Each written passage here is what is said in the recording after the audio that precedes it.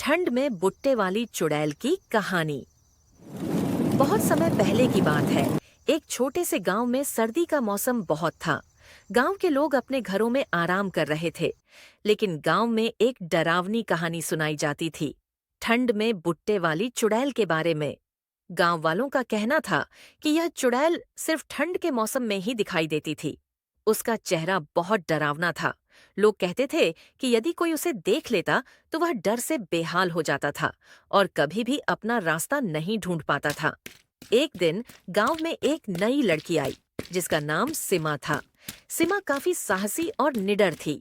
जब उसने गांव वालों से बुट्टे वाली चुड़ैल के बारे में सुना, तो उसने सोचा, क्या यह सब सच है?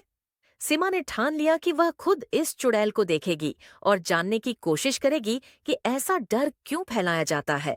एक रात, जब सारी दुनिया सो रही थी और ठंड और भी बढ़ गई थी, सिमा अकेले ही जंगल की ओर बढ़ी। जैसे ही वह जंगल में पहुंची, उसकी मुलाकात बुट्टे वाली चुड़ैल से हुई।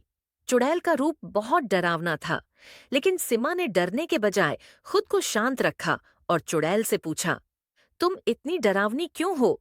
क्या तुम्हें हमेशा ऐसे ही रहना पड़ता है? चुड़ैल ने सिमा की आंखों में देखा और जवाब दिया, तुम डर नहीं रही हो? सिमा ने कहा, नहीं, मैं जानना चाहती हूँ कि तुम ऐसी क्यों हो। चुड़ैल ने बताया कि पहले वह भी एक प्यारी लड़की थी, लेकिन लोगों ने उसे बुरा समझा और तिरस्कार किया। उसी दर्द और गुस्से में उसने अपनी पहचान बदल ली और डर फैलाना शुरू कर दिया।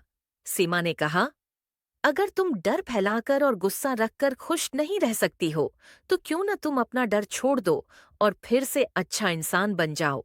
सिमा की बातों ने चुड़ैल का दिल छुआ।